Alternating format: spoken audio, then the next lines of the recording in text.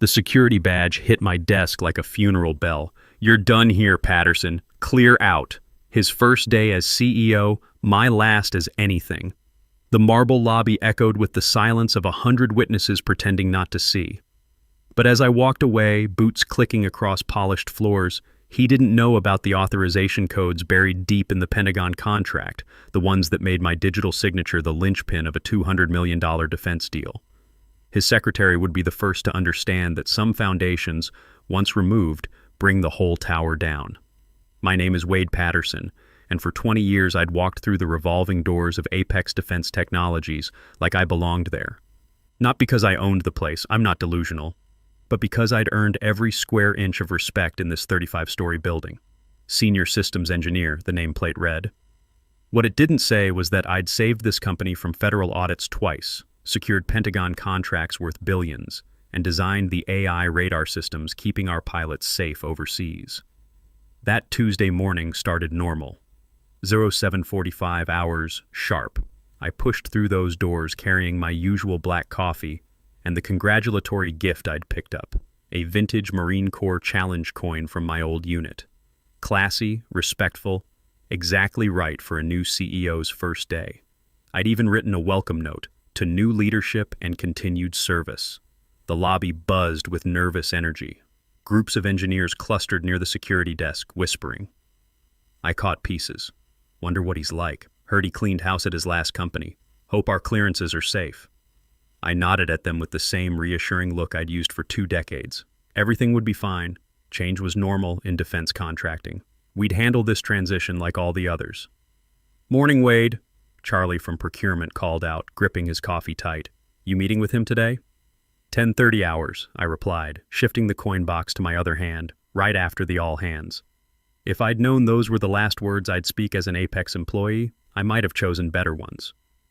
The elevator ride to the 30th floor felt off that morning, longer somehow. The familiar ding at each floor counted down to something I couldn't name.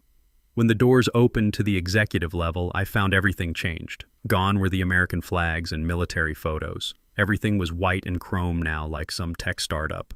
Brennan Hayes stood at the center of it all, and I got why people whispered his name with worry. Tall guy, sharp in his expensive suit, with cold, calculating eyes.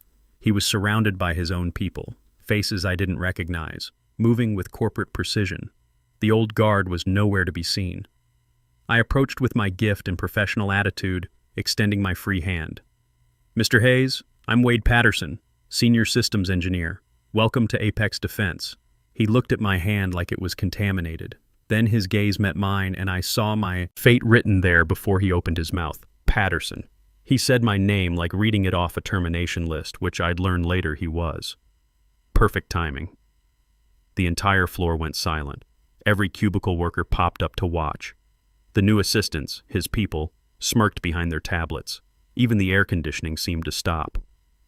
"I've been reviewing the organizational structure," he continued, loud enough for everyone to hear, "identifying redundancies, legacy personnel who've grown too comfortable, people who represent outdated thinking." My face didn't change. 20 years in defense contracting teaches you to stay calm when incoming fire starts. "I'd be happy to brief you on current projects," I said. "We have several critical Pentagon initiatives running." "That won't be necessary." He cut me off like canceling lunch. "Your services are no longer required. Security will escort you out." The words hit the silence hard. Someone gasped. Nancy from Systems Integration, who'd started my same year. The challenge coin felt ridiculous in my hands now, like bringing flowers to my own court-martial. "I see," I said, because what else was there? "May I ask why?" "You may not." He'd already turned away, dismissing me before security arrived. "This is a new era for Apex Defense. We need fresh perspectives, not relics from the past." Relics. 20 years of 12-hour days, missed birthdays, canceled fishing trips, and I was a relic. The 2 security guards approaching looked uncomfortable. Tony and Mike, guys I'd shared coffee with 1,000 times. They wouldn't meet my eyes. "Sir," Tony mumbled, "we need to escort you to collect your things." "That won't be necessary," I said, copying Hayes's tone. My voice stayed steady somehow. "I keep personal items at home. Company policy. Not true. but I wouldn't give him the satisfaction of the walk of shame. I looked down at the challenge coin in my hands. Semper Fi engraved on old brass. The irony could have sunk a destroyer. I walked to the nearest trash bin and dropped it in. The sound hitting bottom was my only goodbye. "Wade," someone whispered as security flanked me toward the elevator.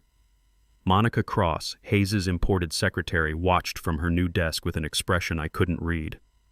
Her fingers gripped her phone like she wanted to say something, but the words died in the cold atmosphere Hayes had created.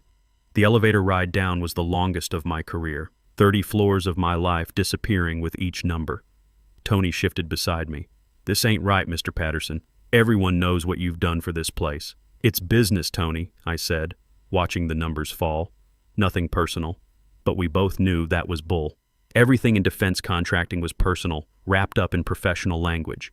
Every handshake hit a knife. Every meeting was war. Every new CEO needed blood to prove their power, and I'd just become the sacrifice. The lobby was full of shocked faces when we came out. Word travels fast in our building. Charlie from procurement looked like someone died. Nancy from systems integration had tears. These weren't just coworkers. They were family. We'd pulled all-nighters together, celebrated contract wins, mourned fallen soldiers together. The morning sun felt harsh as I stepped outside. 20 years of routine shattered in 20 minutes.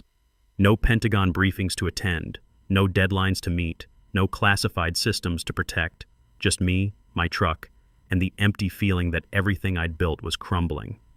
I drove home on autopilot, muscle memory handling the suburban streets while my brain tried to process what happened. The house felt different when I walked in. Bigger, emptier. My son Jake's college acceptance letter still sat on the kitchen counter, reminder of tuition payments I couldn't guarantee anymore. That's when my phone started ringing. First call was Nancy. "Wade, I'm so sorry, this is crazy, everyone's talking." Second call was Charlie. "They're saying you violated security protocols. That's garbage, and everyone knows it." The third call stopped me cold. "Mr. Patterson, this is Agent Lisa Morgan, FBI Counterintelligence. We need to talk." I met her 2 hours later at a diner outside town. Agent Morgan looked like she could bench press my truck. She slid a manila folder across the table. "What do you know about Continental Security Group?" I opened the folder. Photos, documents, financial records. My stomach dropped. "Chinese-backed consulting firm," I said. "Suspected industrial espionage." "More than suspected now," Morgan said. "Confirmed. They've been targeting defense contractors for months." She pulled out another photo. Hayes shaking hands with a man I recognized from intelligence briefings. "Your new CEO just signed a consulting agreement with them yesterday." "The Pentagon contract," I said, pieces clicking. "He needs my authorization codes." "Which is why you're sitting here talking to me instead of having an accident," Morgan said grimly. "Your digital signature is the only thing between classified radar technology and Beijing. What do you need?" "Right now, nothing. Just stay alive and stay ready. We're building a case, but we need more evidence. Can you think of anyone inside who might help?" I thought about it. Sarah Holstrom, the founder's granddaughter. She's smart, has board access, and she was my intern 3 years back. If anyone would help, it's her. Can you reach out? "I'll try." The next week was hell. Hayes' people tried everything to get my codes. First came the bribes. They offered me a consulting contract worth $500,000. I turned it down. Then came threats. They froze my pension, spread rumors about my clearance, had lawyers send intimidating letters. The breaking point came when Jake called from MIT. "Dad, some guys in suits showed up asking about you. Campus security escorted them off, but they had photos of me leaving class. I'm scared." That's when I stopped playing defense and went on the attack. You don't threaten a Marine's family. Ever. I started making calls. Old contacts from my unit. Guys who'd gone into private security, federal agencies, congressional staff. The network we'd built in foxholes activated like a precision machine. Hayes thought he was fighting one old engineer. He was actually taking on the entire Marine Corps Brotherhood. Tommy Rodriguez, now with Homeland Security, called back first. "Wade, we've been watching Continental Security for months. If Hayes is working with them, we want to know everything." Lisa Morgan, who'd transferred to NSA after our deployment, followed up. "I can run some background checks on Hayes' new people, see what shakes loose." But the real breakthrough came from Sarah Holstrom. She called me at midnight on Friday. "Mr. Patterson, I think my grandfather would want you to know what I've been hearing in board meetings." Sarah was 28, Harvard MBA, everything her grandfather hoped for in a successor. She'd interned under me 3 years ago, learning systems integration. Sharp as a knife and twice as tough. Hayes is planning to transfer the radar technology, she whispered. He's telling the board it's a joint venture, but I've seen the real contracts. We're basically handing everything to Chinese intelligence. When? Next Friday. Emergency board meeting to approve the transfer. Can you stop it?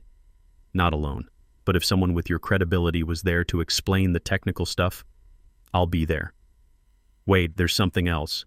Hayes has been asking it about your access codes. They told him the Pentagon contract requires your personal authorization for any tech transfers. He's getting desperate. That explained the escalating pressure.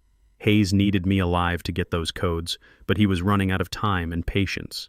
Monday morning, Agent Morgan called with an update. We've been monitoring Hayes' communications. He's getting pressure from Continental Security to deliver the radar tech. They're threatening to expose his financial arrangements if he doesn't produce your codes by Friday. What kind of financial arrangements? Swiss accounts, offshore shells, the usual. About $5 million so far, with another $20 million promised when the tech transfers. Your boy's in deep. That afternoon, Sarah sent me encrypted files through a secure channel Tommy Rodriguez set up. Internal emails, financial documents, even recorded phone calls. Hayes wasn't just selling out the company, he was systematically looting it. Equipment purchases that never arrived, consulting fees to shell companies, contract modifications that funneled money overseas. Look at page 47, Sarah's message read. Hayes altered the Pentagon contract terms without board approval. He's trying to remove your authorization requirement, but the Pentagon won't accept the changes without your written consent. I studied the documents. Hayes had been busy. He'd fired half the senior staff, not just me. Anyone with enough experience to spot his scheme was gone. The new hires were either clueless or complicit. Monica Cross, his secretary, turned out to be his girlfriend and a Continental Security operative. Wednesday brought escalation. Jake called again, voice shaky. Dad, they came back. Different guys this time. They followed me to the library, took pictures. Campus police are taking it seriously now, but I'm freaked out. Pack a bag, I told him.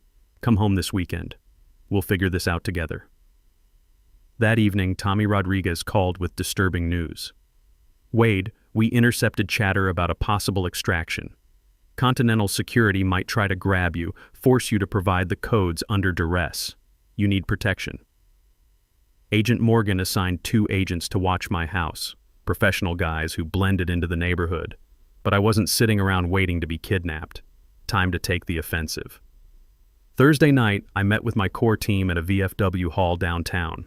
Tommy Rodriguez from Homeland Security, Lisa Morgan from NSA, Agent Morgan from FBI, and Sarah Holstrom representing the inside track. We spread the evidence across a table like planning a military operation. Here's what we know, Morgan began. Hayes has been taking money from Continental Security for 8 months. The plan was always to steal the radar technology. He targeted Apex because of the Pentagon contracts and your specific expertise. Lisa Morgan pulled up satellite photos on her laptop.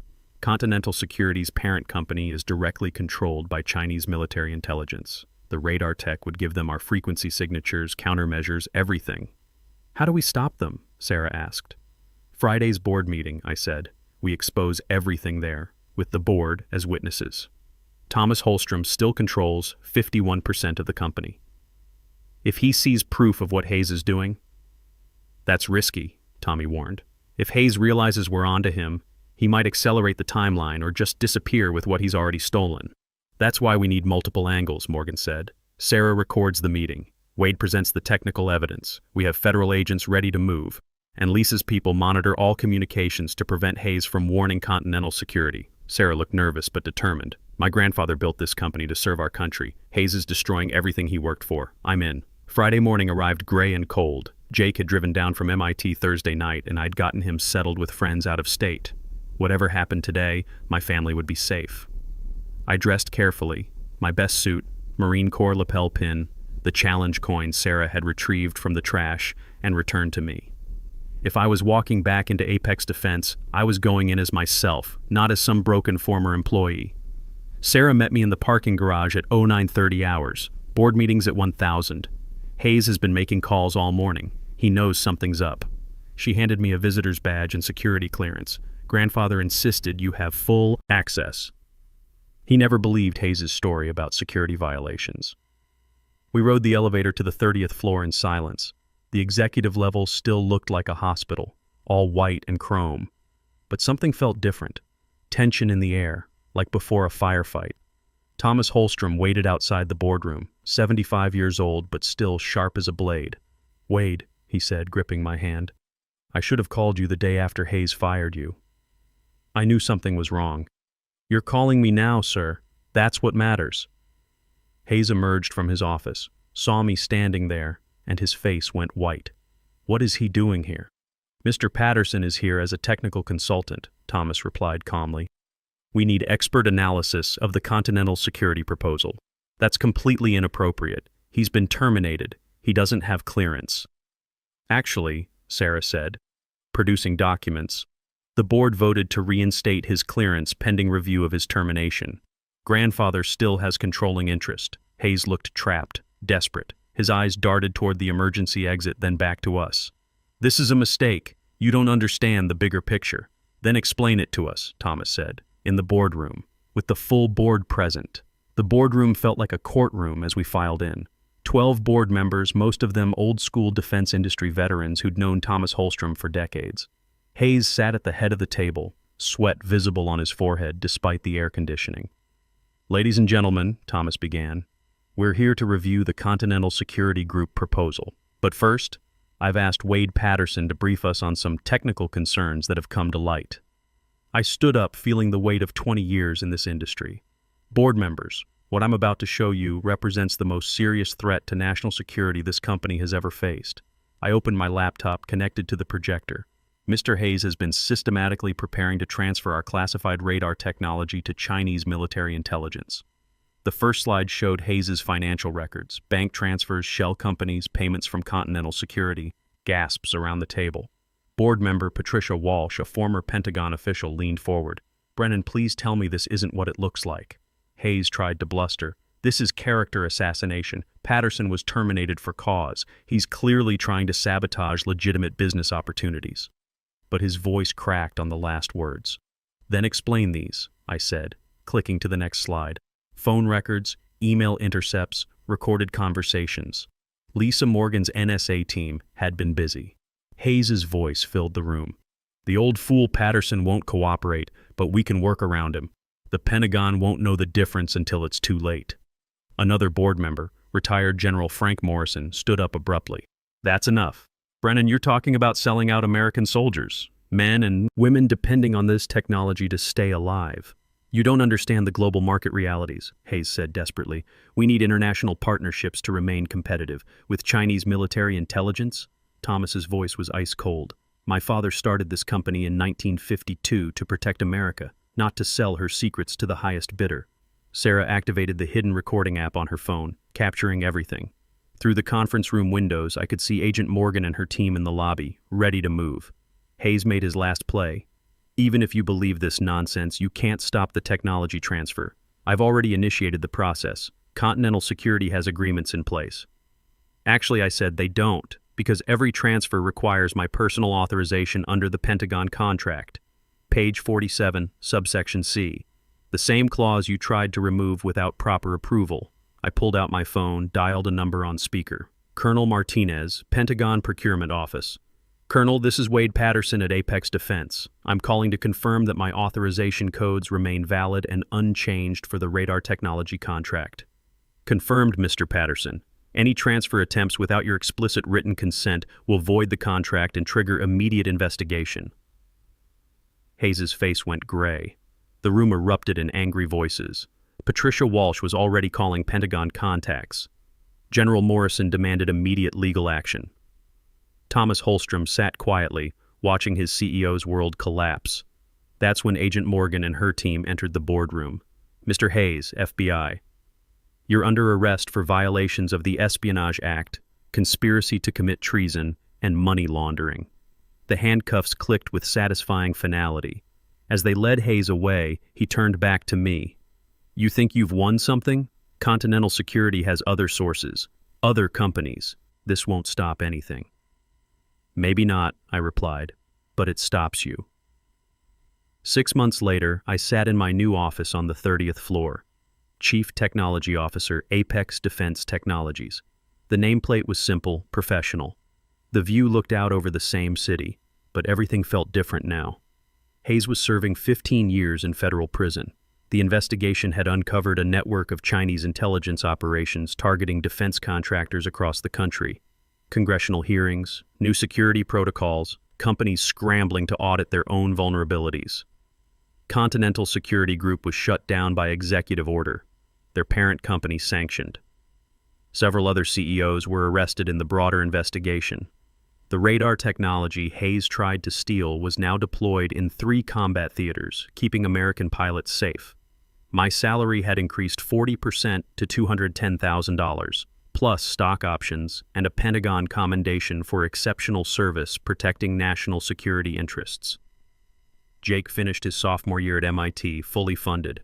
The tuition stress was gone. Sarah Holstrom was being groomed to take over the company, implementing new security protocols to prevent future breaches.